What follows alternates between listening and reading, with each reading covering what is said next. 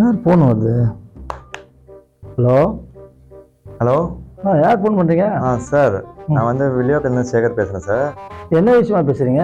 Sir, திவ்யான்றவங்களுக்கு வரம் பார்த்துருந்தீங்களா sir? ஆமாம். அது விஷயமா நான் ஃபோன் பண்ணிட்டேன் சார். நான் திவ்யாவோட ஃபாதர் தான், அப்பா தான். சொல்லுங்கள். ஓகே சார், வணக்கம் சார். Fine sir. ஆமாம், யாருக்கு பார்க்குறீங்க? எனக்கு தான் சார். ஓ, உங்களுக்கு தானே?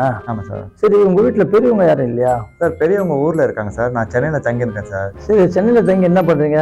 நான் பிஸ்னஸ் பண்ணுறேன் சார். பிஸ்னஸா? ஆமாம் சார், பிஸ்னஸ். சரி, ரைட்டு. என்ன பிஸ்னஸ் பண்ணிக்கிறீங்க? சார், நான் இம்போர்ட் பிஸ்னஸ் பண்ணுறேன் சார். ஓ, இம்போர்ட் அண்ட் எக்ஸ்போர்ட் பிஸ்னஸா? Yes sir. சரி, நாங்கள் வந்து எங்கள் பொண்ணுக்கு வந்து நிரந்தரமான வருமானம் உள்ள மாப்பிள்ளை தான் நாங்கள் பார்க்குறோம். அது 15,000 ரூபாய் 20,000 எவ்வளோ இருந்தாலும் பரவாயில்ல, அந்த மாதிரி உள்ள மாப்பிள்ளை தான் நாங்கள் பார்க்குறோம். பிஸ்னஸ் பண்ணுற மாப்பிள்ளைக்கு கொடுக்குறது இல்லைங்க. இல்லை சார், பிஸ்னஸ் தான் சார் இந்த காலகட்டத்தில் நல்லா ஹைஃபைவாக இருக்கும். பெஸ்ட்டு. ஏன்னாக்கா பிஸ்னஸ் வந்து ஏற்ற இறக்கம் இருக்கும். புரியுதா நான் சொல்கிறது? நல்ல ஸ்டார் மாதிரி இருக்கும், அதை தூக்கி இருக்கும், திருப்பி டவுன் ஆகும், அப்புறம் கஷ்டப்படும் பொண்ணு. இதே வந்து ஒரு நிரந்தர வருமானமாக இருந்தேன்னு வச்சுக்கோ, பொண்ணுக்கு வந்து எந்த கவலையில நல்லபடியாக வாழும். அதனால நாங்கள் பிஸ்னஸ் உள்ள மாப்பிள்ளை பார்க்கறது இல்லைப்பா. வீட்டில் என்ன விசாரிச்சு பாருங்க சார், எங்களை பற்றி அக்கம் பக்கத்தில். அதுக்கப்புறம் உங்களுக்கு பிடிச்சிருந்தா மேற்கொண்டு பேசுங்க சார். அப்படி இல்லைப்பா, எங்களுக்கு பிஸ்னஸ் பண்ணுற மாப்பிள்ளையே பிடிக்கலன்றோம். அப்புறம் திருப்பி வந்து எதுக்கு நாங்கள் வீட்டில் வந்து பார்த்து பேசணுங்க? சொல்லி பார்க்கலாம். எங்களுக்கு நிரந்தரமான வருமானம் உள்ள மாப்பிள்ளை தான் வேணும், பிஸ்னஸ் மாப்பிள்ளை வேணும். புரியுதா?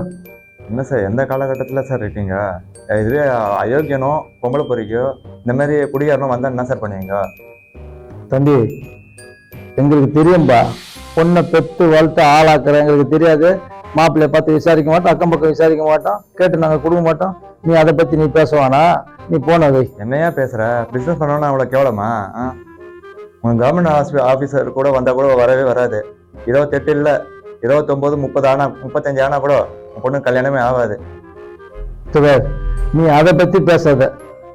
புரியுதா? எங்களுக்கு எல்லாம் தெரியும் எத்தனை வயசுல பொண்ணை கட்டி கொடுங்கன்னு. நீ முதல்ல போன கட் பண்ணு.